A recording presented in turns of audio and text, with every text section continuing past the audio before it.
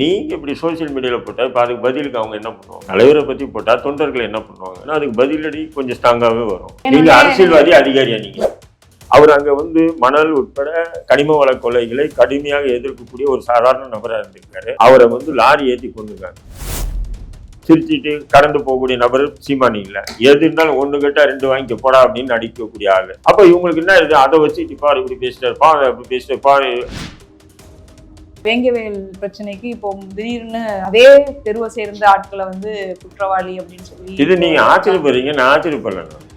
CPCT வானத்திலிருந்து வந்தவங்க இல்லை, அவங்களும் தமிழக முதல்வருடைய கட்டுப்பாட்டில் இருக்கக்கூடிய ஒரு விங்கு தான். அரசு என்ன சொல்லுதோ அது மாரி மூடி மறைக்க தான் பார்க்குறாங்க. தலித்துகளுக்கு எதிரான கட்சி இல்லை, திருமாவளவன் வச்சு ஒரு அறிக்கை விட்டு சொல்லுவாங்க. வேலை முடிஞ்சு. இன்னைக்கு பிரஸ் மீட்ல சொல்றாரு, திமுக எல்லாம் தலித்துகளுக்கு எதிரான கட்சியெல்லாம் இல்லை சார். அதே மாதிரி முஸ்லீமுக்கு எதிரான முஸ்லீம்களுக்கு எதிரான கட்சியெல்லாம் திமுக இல்லை சார். அந்தந்த சமூகத்தில் ஒரு சில பேரை வச்சிருப்பாங்க, அப்படியே வச்சு சொல்ல வைக்கும்.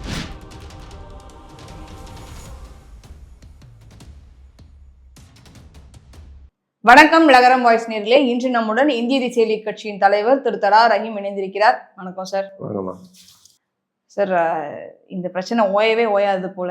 சீமான் அவர்களுக்கு கிண்டல் பண்ற மாதிரி வருண் அவர்கள் ஒரு ஸ்டேட்டஸ் போட்டிருந்தாங்க. உங்களுடைய கருத்து என்ன? இன்னத்த கருத்து, தமிழக முதல்வருடைய கட்டுப்பாட்டில் இருக்கக்கூடிய ஒரு காவல்துறை அதிகாரி ஒரு அரசியல் கட்சியை பார்த்து திருநீதி திருடன் அப்படி இப்படின்னு சொல்லி போகிறது, ஸ்டேட்டஸ் போடுறதெல்லாம் பார்த்தீங்கன்னா ரொம்ப வேதனையாக இருக்குது. இது ஒட்டுமொத்த காவல்துறைக்கு ஒரு அவமானத்தை ஏற்படுத்தி கொடுக்குறாரு. அவரை என்கரேஜ் பண்ணுறதும், அதை சோசியல் மீடியா உட்பட மெயின் ஸ்ட்ரீம் மீடியாவே அதை தலைப்பு செய்தி ஆக்குறதும் இவங்க உண்மையிலே மலை மேலே ஏற நினைச்சு பள்ளத்தில் வர்றதை தான் என்னுடைய பார்வையில் நான் பார்க்குறேன். ஏன்னு சொன்னால் அது காவல்துறையின் போது அது ஒரு எக்ஸ்பர்ட், அது ஒரு தனி ஒரு இது. ஏன்னா அவர் ஒரு தனி ஒரு குழுவுக்கான ஒரு அதிகாரியாக இல்லை, அவர் ஒட்டுமொத்த மக்களுக்கான அதிகாரி. என்னென்றால் அந்த ஐபிஎஸ் முடிச்சுட்டு அவங்க பதவி பிரமாணம் எடுக்கும்போது எங்களுக்கு முன்னாடி யார் நிற்கிறாங்கன்றதுல யார் செஞ்சாங்களோ அவங்களுக்கு எதிராக காவல்துறை இருக்கும், அப்படி தான் இருக்கணும். அப்படி இருக்கும்போது இப்போ சீமானை மட்டும் டார்கெட் பண்ணுறது டோட்டலி, இப்போ ஏற்கனவே பார்த்தீங்கன்னா சண்டிகேட்டில் போய் அவர் ஐபிஎஸ் ஆஃபீஸர் மத்தியில் பேசும்போது கூட சீமானை பற்றியும் நாம் தமிழர் கட்சியை பற்றியும் அது ஒரு கண்காணிக்கப்பட வேண்டிய கட்சி, அது ஒரு பிரிவினைவாத கட்சி அப்படின்னு சொல்லி பேசுனதெல்லாம் பார்த்தீங்கன்னா, நான் என்ன சொல்கிறேன், உங்களை பற்றி அந்த கட்சியை சேர்ந்தவங்க யாராவது பல அசிங்கமாகவோ கேவலமாக எழுதுறாங்கன்னா அவங்க மீது சட்ட ரீதியாக நடவடிக்கை எடுங்க. அதில் எந்த மாற்றம் நீங்கள் எடுத்தே இருக்கீங்க, விட்டுல நீங்கள் எடுத்தே இருக்கீங்க. நீங்கள் இப்படி சோசியல் மீடியாவில் போட்டால் இப்போ அதுக்கு பதிலுக்கு அவங்க என்ன பண்ணுவாங்க? ஒரு தலைவரை பற்றி போட்டால் தொண்டர்கள் என்ன பண்ணுவாங்க? இல்லைனா இப்போ ஓவராக போகிறாருன்னா அதுக்கு பதிலடி கொஞ்சம் ஸ்ட்ராங்காகவே வரும். நான் ஒருத்தனை அடிக்கிறேன்னு சொன்னால் எதிராளியும் என்னை அடிப்பான்னு நினச்சா தான் நான் அடிக்க முடியும். எதிராளி என்னை அடிக்கவும் மாட்டான்னு நினைச்சா என்ன அடிக்கிறதுக்கு தைரியமே வராது. அப்படி இருக்கும்போது நீங்க சோசியல் மீடியாவில் நீங்களா உங்களை இதை பில்டப் பண்ணிக்கிற போது அதுக்கு பதிலடி விழதான் செய்யும். நீங்க அரசியல்வாதி அதிகாரியா? நீங்க ஒரு அரசியல்வாதின்னா நோ ப்ராப்ளம், நீங்க இதோட பன்மடங்கு போடுங்க, சீமான விமர்சனம் பண்ணுங்க, அது தப்பு இல்லை. ஆனா நீங்க ஒரு அதிகாரியா இருந்துட்டு இப்படி விமர்சனம் பண்ணுங்க. இப்ப நீங்க ஒரு டிஐஜியா இருக்கீங்க உதாரணத்துக்கு, அப்போ உங்களுடைய கட்டுப்பாட்டில் 3 மாவட்டம் வருது. இப்போ திருச்சி அதை சார்ந்த 3 மாவட்டங்கள் உங்களுடைய கட்டுப்பாடு வரும் டிஐஜின்னு சொன்னா. அப்போ இந்த 3 மாவட்டத்துக்குள்ள நாம் தமிழர் கட்சி குடும்பத்துல ஏதோ ஒரு குற்றம் நடந்தா கூட உங்க மூலியமா நீதி கிடைக்கின்றது என்ன நிச்சயம்? நீங்க இந்த அளவுக்கு உங்களுடைய வன்மத்தை, உங்களுடைய எதிர்ப்பை, உங்களுடைய பகையை வெளிப்படையா நீங்க காட்டும் போது அப்ப நாம் தமிழர் கட்சி பாதிக்கப்பட்டிருந்தாலும், ஒருத்தன் ஒரு பெண்ணே கற்பழிக்கப்பட்டிருக்கா, ஒரு நாம் தமிழருடைய குடும்பத்துல ஒரு பெண்ணே வன்புணர்ச்சிக்கு ஆளாக்கப்பட்டிருக்கான்னு சொன்னா அவர்கிட்ட போன நீதி கிடைக்குன்னு சொல்லி யாராவது எதிர்பார்ப்பாங்களா? இல்ல, அவர் தனிப்பட்ட முறையில சீமான் அவர்களை மட்டும்தான் ஃபோக்கஸ் பண்ணி பேசுறாரு. அது நம்ம ஒர்க்கும் அப்படிதான் பண்ணுவாருன்னு நம்ம எப்படி பேச முடியும்? இல்லை இல்லை இல்லை, அவர் சீமானை மட்டும் டார்கெட் பண்ணணும்னா ஏன் ஆல் இண்டியா இது கவுன்சிலில் அவர் நாம் தமிழர் கட்சி கண்காணிக்கப்பட வேண்டிய கட்சி மொத்த கட்சி பேரையும் சொல்லியிருக்காரு இல்லைங்களா? அப்படி இருக்கும்போது அப்போ உங்களால் நீதியின் பக்கம் நீங்கள் நிற்க முடியாது, அநீதியின் பக்கம் நிற்பீங்க நீங்கள். அப்போது ஒரு குற்றவாளிக்கு தப்பிக்க விடலாம் நீங்கள், அந்த குற்றத்துக்கு ஆளான நபர்களுக்கு நீதி கிடைக்க வாய்ப்பே இல்லை. அப்போ நீங்கள் அதிகாரியாக இருக்கீங்களா? இப்போ நீங்கள் இன்னைக்கு டிஐஜியாக இருக்கீங்க சார், நாளைக்கு நீங்கள் ஐஜியாக மாறலாம், ஏடிஜிபி ஆகலாம், டிஜிபி கூட ஆகலாம். ஏன்னா உங்களுக்கு இருக்கக்கூடிய அரசியல் செல்வாக்குல. ஏன்னா நீங்க நேரடியா முதல்வரையும் உதயநிதி ஸ்டாலினையும் சந்திக்கக்கூடிய நபரா இன்னைக்கு இருக்கீங்க நீங்க. அதனால நீங்க டிஜிபியா கூட வரீங்க. நாளைக்கு நீங்க டிஜிபி வந்துட்டீங்கன்னா உங்களுடைய சட்டம் ஒழுங்கு டிஜிபி ஆயிட்டீங்கன்னா உங்களுடைய கட்டுப்பாட்டுல தமிழ்நாடு முழுக்க உங்க கட்டுப்பாடு வரும். கட்டுப்பாடு வரும்போது அப்போ நீங்க இந்த காரணம் சீமானை சார்ந்தவர்களையோ அல்லது அந்த கட்சியை நீங்க எப்படி கொண்டு போவீங்க நீங்க? நீங்க சொல்லிட்டு வந்தீங்க பார்த்தீங்களா, சண்டிகரில் நடந்த ஐபிஎஸ் அந்த கான்ஃபரன்ஸ்ல பேசுனீங்க பார்த்தீங்களா, கண்காணிக்கப்பட வேண்டிய கட்சி, பிரிவினை தூண்ட வேண்டிய கட்சி அப்படின்னு. அப்போ நீங்க ஒரு டிஜிபி ஆகிட்டு நீங்க இப்படி ஒரு ரிப்போர்ட்டை சென்ட்ரல் இன்டெலிஜென்ஸுக்கு அமிச்சிங்கன்னு சொன்னா அப்போ இது ஒரு தவறான முன்னுதாரணமா இல்லையா? அப்போ நீ எல்லா அதிகாரிகளுக்கும் மனசுக்குள்ள ஒன்று இருக்கும், எல்லாருக்கும் இருக்கும். திமுக ஆதரவான நிலை உள்ளவங்களும் இருப்பாங்க மனசுல, பிஜேபிக்கு இருக்கும், எல்லாமே இருப்பாங்க. பட் அவங்க ஆன் டியூட்டியில இருக்கிறதுல அதை வெளிப்படுத்தவே மாட்டாங்க. ஆனா இவர் ஏன் வெளிப்படுத்துறாரு? இப்ப நம்முடைய இவரை எடுத்துங்க, கமிஷனர் அருணை எடுத்துங்க, நல்லா தெரியும். சவுக்கு சங்கர் கைது பண்ணதுக்கும் அவரு அவ்வளவு வழக்கு போட்டதுக்கும் முழு மூல காரணம் அருண் ஐபிஎஸ் கமிஷனர், சென்னை மாநகர கமிஷன். உண்மையா இல்லைங்களா? எல்லாருக்கும் தெரியும். அதே மாதிரி நம்ம வராக்கி பத்திரிகையாளர் மீது வழக்கு போட்டதும் அவர் தான் காரணம், வேற எதுவுமே இல்லை. ஏன்னா அவரை பத்தி தான் இவங்க தவறா பேசுறாங்க. அவர் தான் இன்ன வரையும் ஒரு பிரஸ் மீட்லயாச்சும் உட்காந்து சவுக்கு சங்கருக்கு எதிராகவோ அல்ல இவரு வராக்கிக்கு எதிராக பேசியிருக்காப்பு இல்லையா? சட்ட ரீதியா தான் அணுகிட்டு இருக்கு. அழகா ரகுகரன் வில்லன் ரகுகரன் மாரி டைலாக் பேசிட்டு போயிட்டே இருக்காரு பாருங்க. அப்படி இருக்குனுங்க போலீஸ் ஆபீசரு. இது எல்லாருக்குமே தெரியும். அருண் சார் தான் இப்படி பண்ணாரு, சவுக்கு சங்கரியும் அருண் சார் தான் வராக்கி மீதும் பண்ணாருன்னு என்னைக்காவது பிரஸ் மீட்ல உட்காந்து இப்படி தன்னுடைய வெறுப்புகளை காட்டியிருக்கா? காட்டக்கூடாதுமா அது. ஆனா இவர் சின்ன பிள்ளை மாதிரி கிராமத்துல கோலி ஆடுவாங்கல்ல, கோலி ஆடும்போது அவன் ஏதோ நீ 2 அடி அடிச்சு நான் ஒரு இல்ல நீ இங்க வச்சுட்ட தப்பாட்டான்னு சொல்லி விளையாடுவாங்க. அவரே ஓஞ்சு போன ஒரு பிரச்சனையை திரும்ப கிளற மாதிரி இந்த ஆகுதா இல்லையா? ஏற்கனவே நீங்க என்ன பண்றீங்க, அந்த பசங்க தப்பா உங்களை பத்தி போட்டவங்களெல்லாம் நீங்க கம்ப்ளைண்ட் பண்ணி அவன் கைது பண்ணி உள்ள வச்சிங்க, அவங்க பெயில வெளியே வந்திருக்காங்க. ஒண்ணு. ரெண்டாவது, சீமானே பிரஸ்ல என் சாதியை பத்தியோ இல்லை மற்றதை பத்தியோ பேசினாருன்னு சொல்லிட்டு நீங்க வழக்கு தொடுத்துருக்கீங்க. அந்த வழக்கு நிலுவையில் இருக்கு, நீதிமன்றத்தில் இருக்கா இல்லைங்களா? அப்படி இருக்கும்போது இப்போ இந்த மாதிரி ஸ்டேட்டஸ் நீ தொடர்ந்து போட்டுட்டு இருந்தா நீங்க போட்ட வழக்குகளுக்கும் அந்த பசங்க மேல போட்டீங்களா அந்த வழக்குகள் இருந்தோ அந்த பசங்க விடுவிக்கிறதுக்கு உண்டான வாய்ப்புகளை நீங்களே ஏற்படுத்தி தரீங்க. ரெண்டாவது சீமான் மீது நீங்க போட்டிருக்கீங்க பார்த்தீங்க வழக்கு, கிரிமினல் கேஸோ சிவில் கேஸோ, அந்த கேஸ்ல இருந்து சீமானை விடுவிக்கிறதுக்கு இந்த விஷயம்லாம் ஒரு பிளஸ் பாயிண்டா அமையும். இந்த அடிப்படை கூட ஒரு ஐபிஎஸ் படிச்ச உங்களுக்கு தெரியலையா?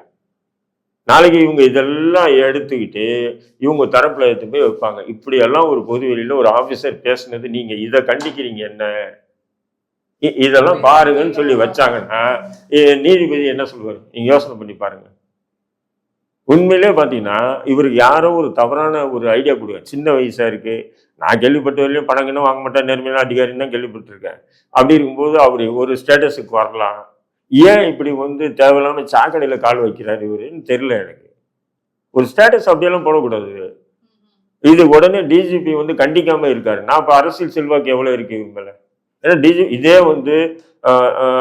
ஐபிஎஸ் வருண்குமார் போட்ட மாதிரி வேற யாராவது ஒரு ஐபிஎஸ் ஆஃபீஸர் இப்படி போட சொல்லுங்க, உடனே ஆக்ஷன் எடுப்பாங்க. டிஜிபி எடுக்கலாம். அப்ப டிஜிபி நடவடிக்கை எடுக்காம தடுக்கிறாங்கன்னு சொன்னா அப்ப திமுகவுடைய தூண்டுதல், திமுக சொல்லிதான் அவர் அப்படி செய்யறாரு. அப்போ இது எவ்வளவு பெரிய அயோக்கியத்தனம். இப்போ வருண் அவர்கள் போட்ட கமெண்ட் எதுக்கு அப்படின்னா, இந்த நாம் தமிழர் கட்சியை சேர்ந்த நிறைய பேர் திமுகல போய் கூட்டமா இணைஞ்சாங்க, அதை பேஸ் பண்ணி தான் கிண்டல் பண்ணி அவர் போட்டார். நான் தான் கேட்கிறேன், என்ன அவர் ஐபிஎஸ் ஆஃபீஸர் தானே, ஏற்கனவே இன்டெலிஜென்ஸ்லயும் கொஞ்ச நாள் பண்ணி புரிஞ்சிருக்காரு. அவருக்கு நல்லாவே தெரியும் அந்த 3000 பேர்ன்றது ஃபேக் நியூஸ்ன்றது எல்லா உலகம் அறிஞ்ச விஷயம். ஏதோ 4-5 முக்கியமான நிர்வாகிகள் போய் சேர்ந்துருப்பாங்க. இவங்க பில்டப்புக்காக இருக்கிற ரோட்ல போறவங்க வரவனெல்லாம் கூப்பிட்டு என்ன இவங்க என்ன பண்றாங்க, எல்லாருக்கும் திமுக துண்டை போட்டு ஏதோ நாம் தமிழ் கட்சி விலகி இதுல இணைஞ்ச மாதிரி ஒரு பில்டப் பண்ணுது திமுக. அது அரசியல் பண்றாங்க. அது இவங்க மட்டும் இல்ல, ஒவ்வொரு காலகட்டத்திலையும் ஆளுங்கட்சிகள் செய்யக்கூடிய வேலை. நாளைக்கு நாம் தமிழ் கட்சி ஆட்சிக்கு வந்தா கூட என்ன பண்ணுவாங்க, வெவ்வேறு கட்சிகளை இந்த விலகி 5000 பேர் எங்க கட்சியில சேர்ந்தாங்கன்னு சொல்ல வாய்ப்புகள் இருக்கு. புரியுதுங்களா? உதாரணத்துக்கு சொல்றேன் நான். அதிமுக ஆட்சி இருக்கும்போது இதே மாதிரி தான் வெவ்வேறு கட்சிகள் இந்த விலகி அதிமுக ஆட்சியினுடைய இது நல்லாட்சி நடத்துவதனுடைய அங்கீகாரமாக இவ்வளவு பேர் சேர்ந்தாங்கன்றது அடிக்கடி அது போடுற பந்தா. இந்த அடிப்படை கூட ஐபிஎஸ் வருண்குமாருக்கு தெரியாதா? நான் கேட்கிறேன். நேற்று வந்தவங்களை 10 பேர் அதிகபட்சமா நாம் தமிழ் கட்சியிலேருந்து ஒருத்தரை காட்ட சொல்லுங்க. 10 பேர் 20 பேர் இருக்கலாம், மேபி சில நிர்வாகிகள் இருக்கலாம். ஏற்கனவே இருக்கலாம் மேபி 10-20 பேர் இருக்கலாம். 3000 பேர் சொன்னா அதை வச்சு நீங்க ஒரு ஸ்டேட்டஸ் போட்டு நீங்க உங்களுடைய காழ்ப்புணர்ச்சி வெளிப்படுத்துறீங்கன்னு சொன்னா நீங்க அதிகாரியா இருந்தா அப்படி பண்ண முடியாது. நீங்க அரசியல்வாதியா இருந்தா அப்படி பண்ணலாம். நீங்க யாரு? நீங்க ஒரு அதிகாரி. நீங்க மக்களுடைய வரி பணத்தை சம்பளமாகக்கூடிய சாதாரணமான ஒரு அதிகாரி. நீங்க பயன்படுத்துற காரு மக்களுடைய வரி பணத்தில் செலவு பண்ணுவாங்க. நீங்க தங்கி இருக்கக்கூடிய பங்களா மக்களுடைய வரி பணத்தை, அந்த மக்களுடைய வரி பணம்னா எல்லாருடைய வரி பணம் தான். உங்கள்கிட்ட இருக்கலாம், எந்த இருக்கலாம். இப்போ நீங்க போய் 100 ரூபாய்க்கு ஹோட்டலில் சாப்பிட்றீங்கன்னு வச்சுக்கலாம், 25 ரூபா வரி பிடிக்கிறான். குறைஞ்சபட்சம் 25 ரூபா ஆகுது. அப்போ ஒரு நாளைக்கு நீங்க ஒரு 100 ரூபாய்க்கு குறைஞ்சபட்சம் சாப்பிடுங்களா இல்லையா? அப்போ உங்க காசும் ஒரு 25 ரூபாய் இருக்காது. இது போன்ற காசுகளை வசூல் பண்ணி தான் இந்த அரசு அதிகாரிகளுக்கும் அரசு பணிகளுக்கும் அரசாங்கம் செலவு பண்ணுது. இந்த அடிப்படை கூட ஐபிஎஸ் வருண்குமாருக்கு தெரியாதா? அப்படிங்கும்போது நீங்க சீமானை தாக்குறேன்னு சொல்லிட்டு நீங்க யார் சார் தாக்குறதுக்கு? அவர் ஒரு அரசியல்வாதி. அவர் தப்பு பண்ணியிருந்தாருன்னா நீங்க வழக்கு போட்டிருக்கீங்க. அப்போ வழக்கு போட்டுட்டு நீங்களும் இப்படி சோசியல் மீடியாவில் அவர் மறுபடியும் ஒன்று பேசதான் போவார். இப்போ இதை பத்தி சும்மா இருப்பாங்களா திமுக ஊடகங்கள்? வருண் ஐபிஎஸ் ஸ்டேட்டஸ் போட்டாருன்னா அவரு என்ன பண்ணுவாரு? அவர் பதில் கவுண்டர் கொஞ்சம் ஸ்ட்ராங்காவே சொல்லிட்டு போவாரு. அப்ப மறுபடியும் ஒரு இஷ்யூ, என்ன பேசிட்டாருன்னு. இப்ப நீங்க சொல்லும் பொழுது எனக்கு ஒரு கேள்வி வருது. ஏன்னா இப்போ ஒரு 2 வாரமாவே திரு சீமான் அவர்கள் வாயிலிருந்து ஒரு வார்த்தை வந்துச்சுன்னா அது ஒரு பிரச்சனையா மாறுது. இல்ல அப்படி பண்றாங்க, ட்ரோல் பண்றாங்க. அது ஏன்னு சொன்னா ஏற்கனவே விஜயகாந்த் இப்படிதான் ட்ரோல் பண்ணி விஜயகாந்த் காலி பண்ணும். அதே மாதிரி சீமானை காலி பண்ணுன்றது திமுகவுடைய ஐடிவிங்குடைய ஸ்பெஷல் இது. அது திமுக மீடியாவுடைய மெயின் ஸ்ட்ரீம் மீடியாவுடைய ஸ்பெஷல் டார்கெட் அது.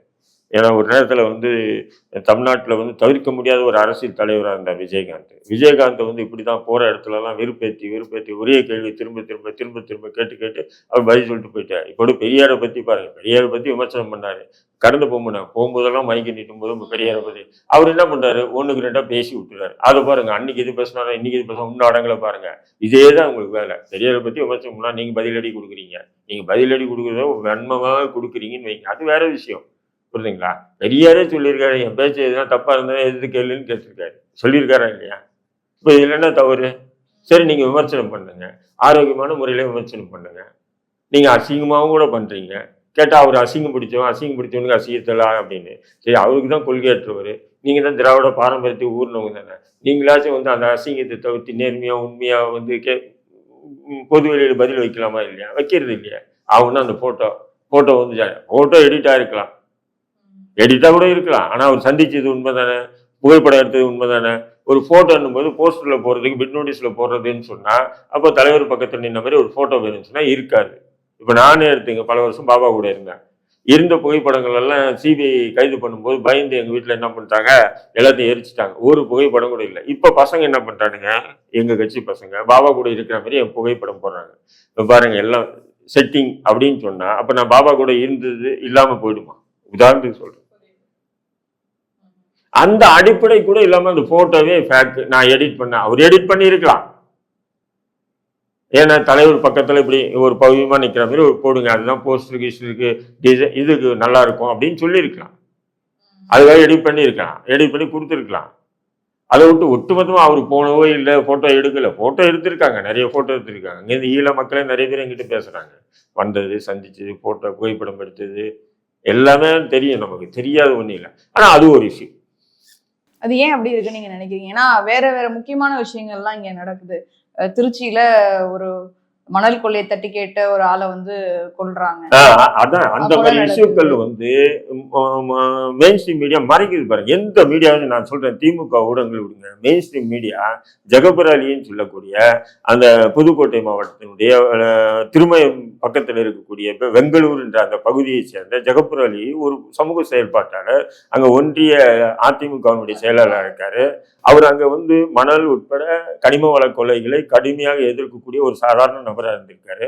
அவரை லாரி ஏற்றி கொண்டிருக்காரு. தொழுகைக்கு வெள்ளிக்கிழமை அன்னைக்கு தொழுதுட்டு வந்திருக்காரு. வந்துட்டே இருக்கும்போது பின்னாடி இருந்து வேகமா வந்த லாரி இடிச்சு செத்துருக்காங்க. அதுக்கு ஸ்டேஷன் என்ன பண்ணிருக்கு தெரியுமா?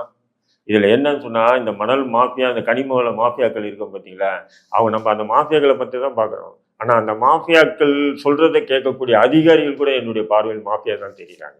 என்ன சொல்றாங்க தெரியுமா? அவரா டிரைவரா சரண்டர் ஆயிட்டாரு, ஆக்சிடென்ட் கேஸ். அதான் ஃபர்ஸ்ட் தகவல். இதுவே ஃபர்ஸ்ட் இதுவே. இன்னொரு ஸ்டேட்மெண்ட் சொல்லியிருந்தாங்க. ஜகபர் அலி அவங்க வந்து எனக்கு உயிருக்கு அச்சுறுத்தல் இருக்குன்னு எங்ககிட்ட சொல்லவே இல்லை. அந்த மாதிரி எல்லாம் சொல்லியிருந்தாலும் நாங்க பாதுகாப்பு கொடுத்துருப்போம் அப்படின்ற மாதிரி கூட ஒரு பல தடவை அவரு புகார் கொடுத்திருக்காரு. பல தடவை கலெக்டர் கிட்ட புகார் கொடுத்திருக்காரு. அது என்னன்னு சொன்னோமா, இப்ப அந்த கனிமவள கொள்ளை இருக்கு பார்த்தீங்களா?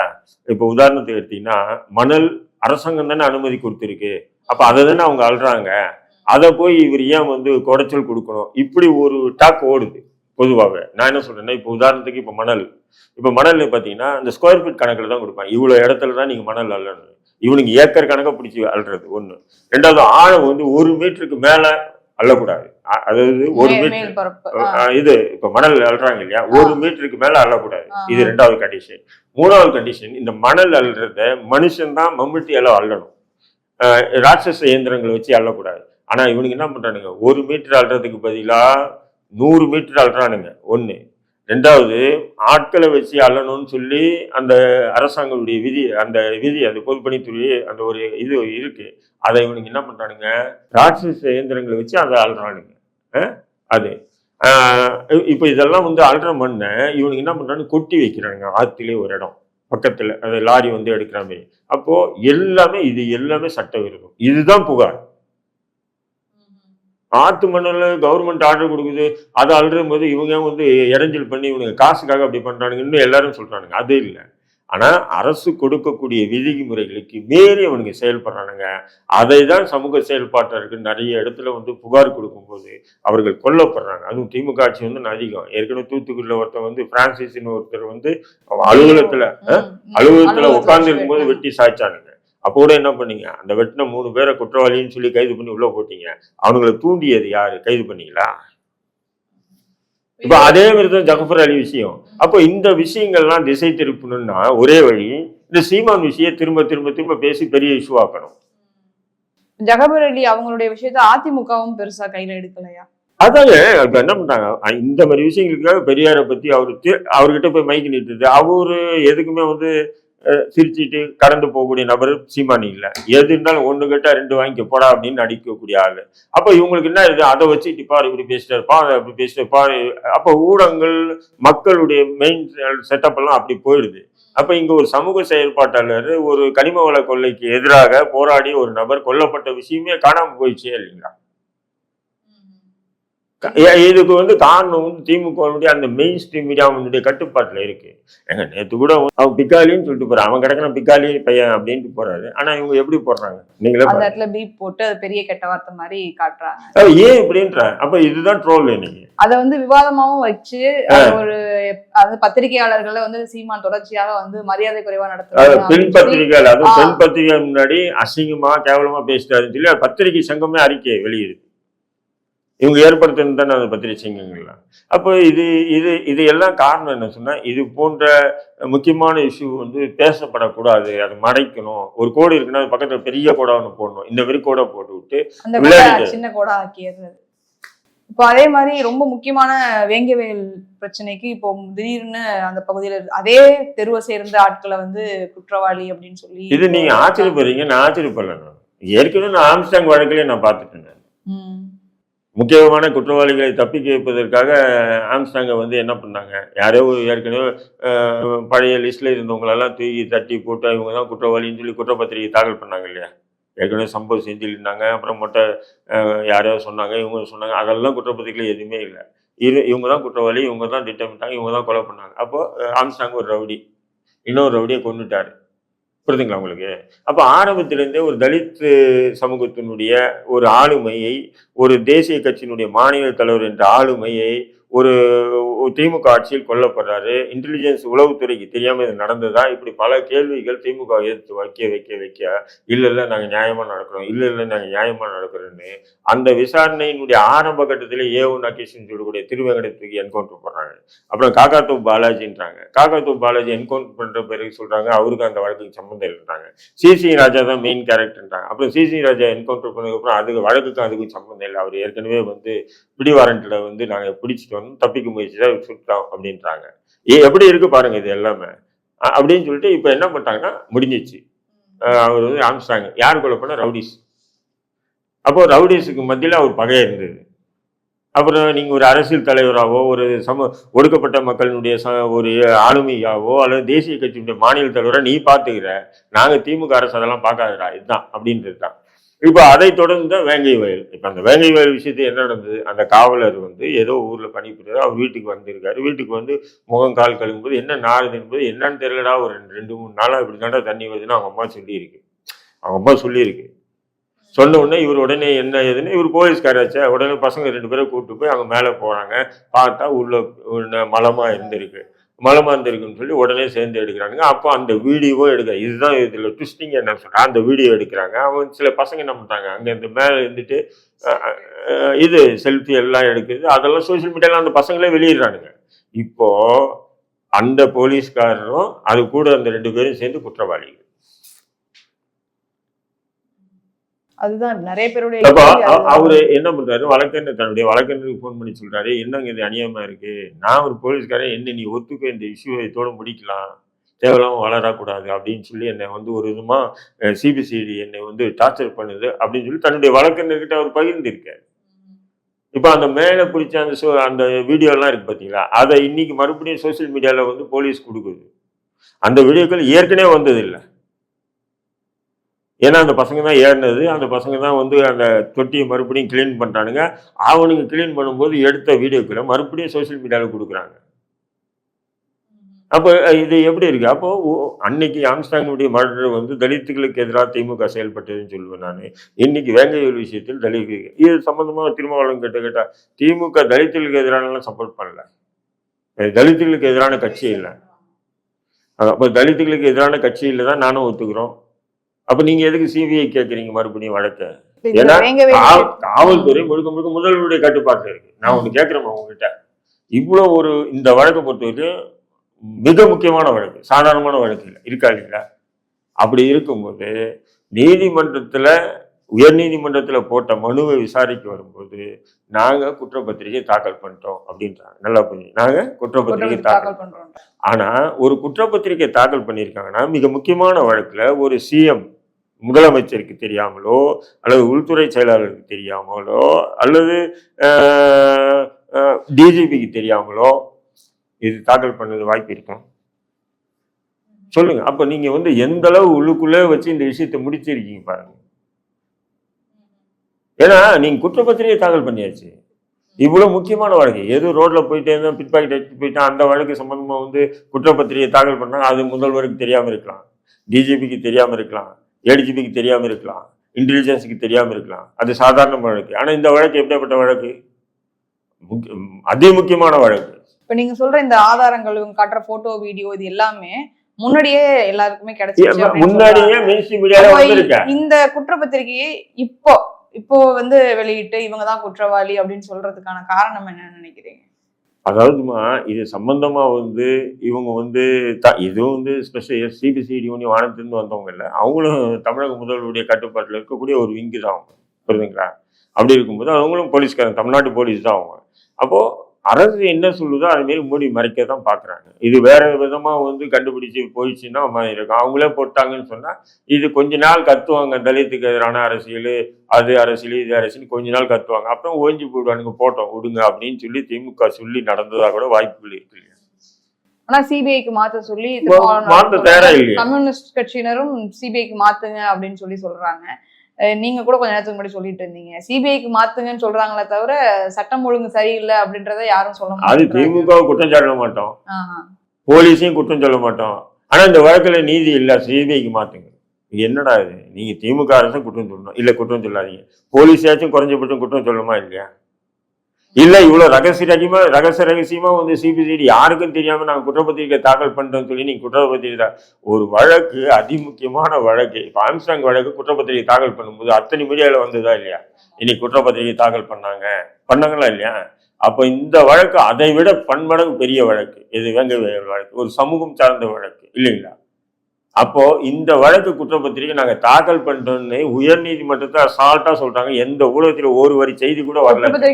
அப்ப அது ரகசியமா இந்த விஷயத்த முடிக்க பாக்குறாங்கன்னா அப்ப இதுலதான் எனக்கு சந்தேகமா வருது. நியூஸ் பேப்பர்ல கூட உண்மையா சிபிஐக்கு மாத்த சொல்லி இன்னைக்கு பேச போறாங்க அப்படின்ற மாதிரிதான் வந்து சிபிஐக்கு மாத்த சொல்ல போறாங்க அப்படின்ற மாதிரி நியூஸ் பேப்பர்ல இருந்தது.